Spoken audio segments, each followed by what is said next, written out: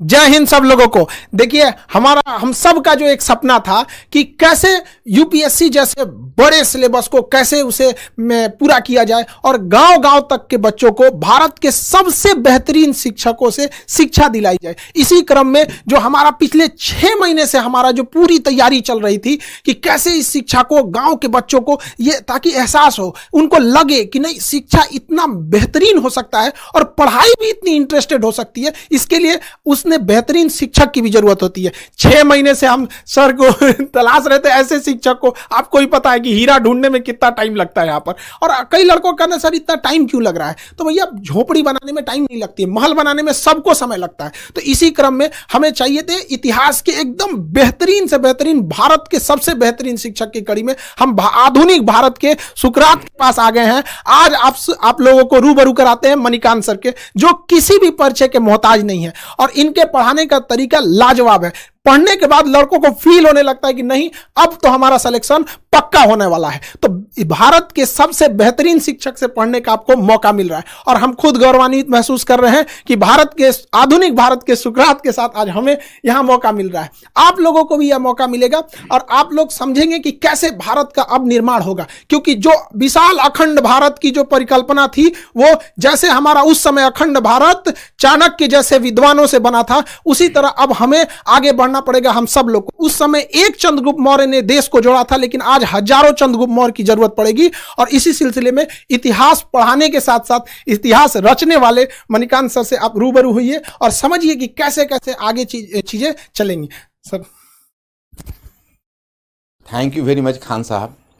पहली बात तो मैं खान साहब को बहुत बहुत इस बात के लिए धन्यवाद और ज्ञापित करना चाहूँगा कि इन्होंने इतना बड़ा मिशन शुरू किया है। और मैं अपने स्टूडेंट्स को इस बात का भी जवाब देना चाहूँगा, क्योंकि काफ़ी क्यूरियोसिटी उनको होगी। कई बच्चे साइट पर भी लिखते हैं कि सर बहुत खुशी हुई कि आप इस मिशन से जुड़े हुए, जैसे खान साहब ने आपको अखंड भारत कहा। मैं आपको इस बात का अभी मैं आपके साथ कुछ शेयर करना चाहता हूँ, क्योंकि मैं स्टूडेंट्स, मेरा अपना मानना है और जो खान साहब का भी मैं देख रहा हूँ, इनका भी यह प्रिंसिपल रहा है कि मैनेजमेंट और स्टूडेंट्स के बीच, टीचर्स और स्टूडेंट्स के बीच कंप्लीट ट्रांसपेरेंसी होनी चाहिए। तो मैं पहले आपको बताऊं कि मैंने क्यों खान साहब के इस मिशन में शामिल होना स्वीकार किया। इन्होंने पहली बात जब कही तो मुझे काफ़ी इंप्रेसिव लगा। इन्होंने कहा कि देखिए, ये कोर्स नहीं है, ये मिशन है। ऐसा मिशन जिसको हम पूरे भारतवर्ष में फैलाना चाहते हैं। और ये पिछले 20 ईयर से मैं सोच रहा था। अब देखिए, इन्होंने एक बात कही तो मेरे रोंगटे खड़े हो गए, क्योंकि मैंने आज तक कभी इस पर सोचा भी नहीं था। मैं पिछले 30 वर्षों से इस फील्ड में हूँ। इतनी कम उम्र में ये आइडिया इनके दिमाग में कैसे आया? इन्होंने कहा कि अभी लगभग 5 लाख बच्चे यूपीएससी में अपीयर होते हैं और हम उसके नंबर्स को 20 लाख अगर कर दें तो क्वालिटी ऑफ स्टूडेंट्स बदल जाएगा, कंपोजिशन ऑफ स्टूडेंट्स बदल जाएगा और रूरल अर्बन का डिवाइड भी समाप्त हो जाएगा जो यूपीएससी में बना हुआ। ये मुझे बहुत अपीलिंग लगी। मुझे लगा कि भाई, इनमें इतना जज्बा है। 5 लाख से 20 लाख, 15 लाख का एडिशंस। अब ये तो यही बताएंगे कैसे करेंगे, लेकिन मुझे चूंकि बता चुके हैं तो मैं चाहूंगा कि भाई इन्हीं के मुख से आप सुने कि ये 5 लाख से 20 लाख कैसे करेंगे।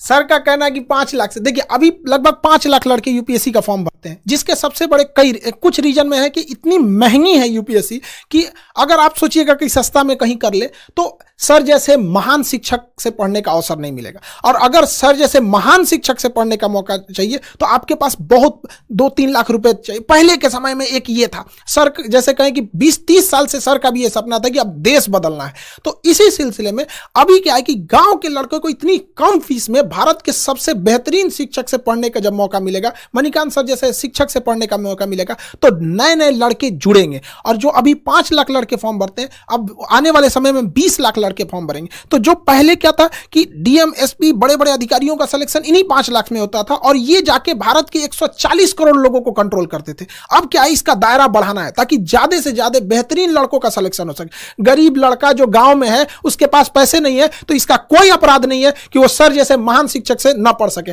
अब हम सारे लोग इसमें आगे बढ़ेंगे और ज्यादा से ज्यादा लोगों को यहां पे जोड़ा जाएगा ताकि देश निर्माण में आगे बढ़ाया जा सके। Sir, thank you very much Khan साहब। इतनी बड़ी बात और मेरे ऊपर बहुत बड़ी रिस्पॉन्सिबिलिटी गिरी। मैं एक चाहूँगा कि एक बहुत ही कर्मठ सिपाही की तरह इस मिशन को जरूर आगे बढ़ाऊं, क्योंकि ये मैं पिछले 20 ईयर से, जैसा इन्होंने कहा, 20 ईयर से मैं सोच रहा था। दूसरी बात कि मैंने खान साहब एक अखंड भारत शब्द का बहुत ज़्यादा प्रयोग करते हैं, मेरे सामने भी किया। तो मैंने खान साहब से क्वेश्चन किया कि व्हाट डू मीन बाय अखंड भारत, आपको अखंड भारत से मतलब क्या है? तो खान साहब ने कहा कि देखिए इसके तो कई मतलब वैसे मैं निकालता हूं, लेकिन एक जो मेरा बड़ा मतलब है वो ये है कि जैसे वल्लभ भाई पटेल ने पूरे भारतवर्ष का एकीकरण किया था जब उन्होंने स्वतंत्रता के बाद उसका एक तरह से आप कहिए तो प्रिंसली स्टेट्स का जो देसी रियासत थे उनका विलय किया। लेकिन इंडिया एजुकेशनली बहुत डिवाइडेड रहा, बहुत डिवाइडेड रहा। और 16% साक्षरता मात्र 75% तक पहुंच गई है, तो साक्षरता का हाल है और शिक्षा का तो हाल मत पूछिए। इनका कहना है कि हम डिजिटल इस रेवोल्यूशन से हम पूरे इंडिया की एजुकेशन के इस फासला को तय करेंगे। भाई ये तो बहुत बड़ी बात है, इतनी कम उम्र में इतनी बड़ी बात इन्होंने सोची है। मतलब मैं तो चकित रह गया और मैं सोचा कि भाई इस बस को मिस नहीं किया करना चाहिए, इसको जरूर आगे बढ़ाना चाहिए। और इतने बड़े मिशन में मैं और लोगों को भी कहूँगा, मैं सारे शिक्षक समुदाय से अपील करूँगा कि इस मिशन में आए। ये बहुत बड़ा मिशन होगा और इससे एक सेटिस्फैक्शन मिलेगा, हर आदमी को जीवन में एक मीनिंग मिलेगी। तो और दूसरा तो ये दो इनका मुद्दा रहा और इसी वजह से मैं इस प्लेटफॉर्म पर हूं। तो मुझे लगता है कि मेरे स्टूडेंट्स लोग अभी मेरे इस क्वेश्चन का मतलब their question has already been answered. चलिए आप लोगों ने तो सुना होगा भाई, अभी मैं जुड़ा हूं और मेरे कुछ बंधुवर और भी अच्छे शिक्षक जुड़े हैं। मेरा विश्वास है और जब मैं इनकी आंखों में देखता हूं तो मेरा विश्वास और भी बढ़ जाता है, क्योंकि मैंने इतना ऑप्टिमिस्टिक इंसान अपने लाइफ में बहुत कम देखा है।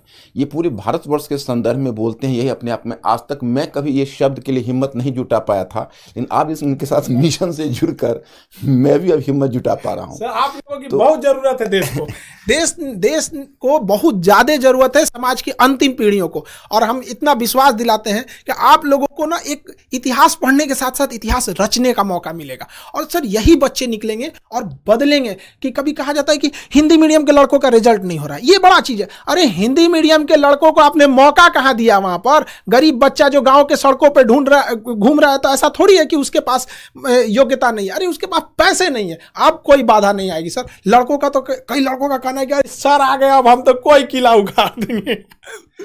देखिए खान साहब ने दो बातों को मैं कहना चाहूँगा। खान साहब का एक मुझे प्लान बहुत अच्छा लगा, जैसे एक हिंदी मीडियम तो रहेगा, लेकिन मैंने एक देखा खान साहब कि हिंदी मीडियम में जो बच्चे होते हैं उनके मन में कहीं ना कहीं अंग्रेजी के लिए एक ऐंठन होती है। और आप ग्रामीण क्षेत्रों में ऐसा देखेंगे कि इंग्लिश लोग लिख लेते हैं लेकिन इंग्लिश बोल नहीं पाते हैं। आप गौर करके देखेंगे इंग्लिश समझ लेते हैं लेकिन इंग्लिश में अगर उनको एक्सप्रेस करने के लिए कहा जाता है तो दिक्कत होती है।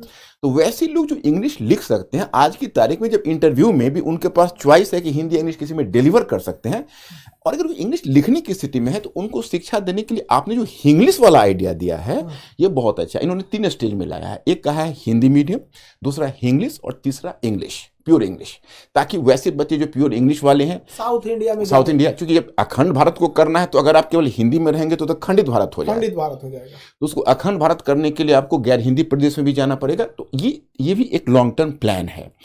और इस संदर्भ में अब आप कुछ कहना चाहेंगे? तो सर एक चीज हम जरूर पूछना चाहेंगे सर कि ये आपके जो पढ़ाने का एक नया यूनिक मेथड जो है, इतिहास को इतिहास तक सीमित न रख के उसे वर्तमान परिदृश्य से जोड़ना, उसे भौगोलिक दृष्टि से जोड़ना, अंतर्राष्ट्रीय संबंधों में ऐतिहासिक घटनाओं का क्या असर पड़ा उस सब चीज़ों को जोड़ना।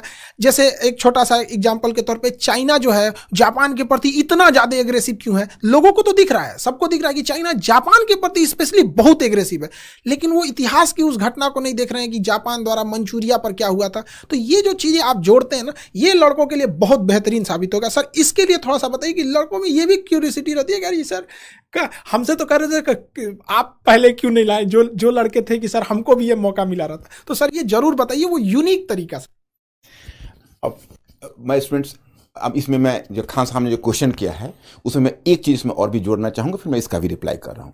मैंने खान साहब से पहला क्वेश्चन किया था, इन्होंने जब अपनी फ़ी को 7500 रखी, मैंने कहा कि खान साहब कहीं आपका ध्यान क्वांटिटी पर ही तो नहीं है, क्वालिटी कहीं ऐसा तो नहीं कि क्वालिटी के साथ कोई कॉम्प्रोमाइज़ होगा, क्योंकि क्वालिटी के मामले में मैं बहुत ज़्यादा सेंसिटिव रहा हूं। सर यहाँ हम आपको रोकेंगे यहाँ पर। एक बात बताइए लड़के लोग, जहाँ पे सर खड़े रहेंगे वहां पे क्वालिटी के बारे में अगर कोई डाउट कर रहा है तो फिर उसको एक बार पुनर्विचार करना चाहिए कि वो किस दुनिया में जी रहा है सर। तो आपका रहना एक इतने बड़े चीज़ों का बनना ही अपने आप में इस बात का प्रमाण है कि क्वालिटी तो बेस्ट रहेगी, बेस्ट में भी सबसे बेस्ट, कि लड़कों को लगने लगेगी पढ़ने के बाद मेरा तो हो ही जाएगा सर। यही इनका जो ये उत्तर था मेरे बहुत सेटिस्फैक्टरी लगा। इन्होंने उस वक्त इन्होंने हमसे एक सवाल किया, कहा कि अच्छा ये बताइए सर, आपका जो method of teaching of history है वो यूनिक कैसे है? तो मैंने इनको जवाब दिया कि देखिए, मैंने इसमें कोई यूनिक, लोग इसलिए मानते हैं कि एनसीईआरटी पुस्तक के इंस्ट्रक्शन को नहीं समझ पा रहे हैं। एनसीईआरटी पुस्तक में जो क्लास 6 से लेकर 12 तक आप जाएंगे, एक प्रीफेस का पेज होता है, उसमें एक स्पष्ट क्लियर कट एक इंस्ट्रक्शन है। उसमें यह है कि पहला कि देखिए आप मतलब you have to discourage the rote learning among students and try to activate their pattern of thinking. मतलब स्टूडेंट्स में आप सोचने की प्रवृत्ति को विकसित करिए और रटने की प्रवृत्ति को हतोत्साहित करिए। वो तब संभव है कि जैसा कि अभी खान साहब ने कहा कि जापान और अगर चाइना का वर्तमान कॉन्फ्लिक्ट है तो उसको हम अतीत में ले जाएं, अतीत को वर्तमान में लाएं, तो बच्चों में स्वयं एक्टिवेट हो जाता है सोचने की प्रवृत्ति। दूसरी बात क्या है कि आपके एनसीईआरटी में लिखा हुआ है कि विभिन्न विषयों के बीच की दीवारों को तोड़कर एक अंतर अनुशासनात्मक दृष्टिकोण विकसित करिए। वही मैं करता हूं। अब हिस्ट्री है तो हिस्ट्री को इंटरनेशनल रिलेशन से, इंटरनेशनल इकोनॉमी से, अब तो जो हमारी टीम है, अब हमारी जो टीम है अपने और बंधुवर हैं, हम लोग साथ बैठेंगे, हम तो काफ़ी एक्साइटेड हो रहे हैं कि हम इस पैटर्न को ही चाहते हैं चेंज करना। अभी यूपीएससी में खान साहब क्या हो रहा है कि अलग अलग बच्चे अलग अलग पढ़ते हैं विषय। नौबत यह है कि बच्चों की स्थिति उस तबले की तरह हो रही है जिसको अलग अलग लोग धुन बजा के चले जाते हैं। हम चाहेंगे वो सिंक्रोनाइज करें सारे ट्यून, और वो तभी होंगे एक टीम वर्क की तरह। जैसे आप वॉलीबॉल टीम देखते हैं, फुटबॉल टीम देखते हैं कि एक पास दे रहा है, दूसरा गोल कर रहा है, so that should be A complete team. तो मैं आपको बताऊं कि यह चीज इन्होंने मुझे कहा कि बिल्कुल ठीक है, ऐसे ही इसको ले चला जाए, और इस बात से काफी एक्साइटेड हुए। तो एकेडमिकली मुझे बहुत सेटिस्फैक्शन मिला इनके इस प्रोग्राम से। और बाकी तो आपको खान साहब बताएंगे। एक चीज लड़कों से कहेंगे, देखो भाई सर के मुस्कुराहट पे मत चले जाना। यहाँ पे जितने लोग हम लोग सेलेक्ट करेंगे ना, देखिए हम लोग का एक प्लान है कि लड़के जो हैं जब आप क्लास करेंगे तो उसमें ऑटोमेशन इतना लेवल रहेगा कि वो आपका खुद चेक कर लेगा कि आप कितने लेवल पे हैं, कितना मेहनत कर रहे हैं। जब आपसे टेस्ट लिया जाएगा तो उसका रिकॉर्ड हमारे सर्वर पे रहेगा कि आप कितना अच्छे से टेस्ट देते हैं, कितने अच्छे से पढ़ते हैं।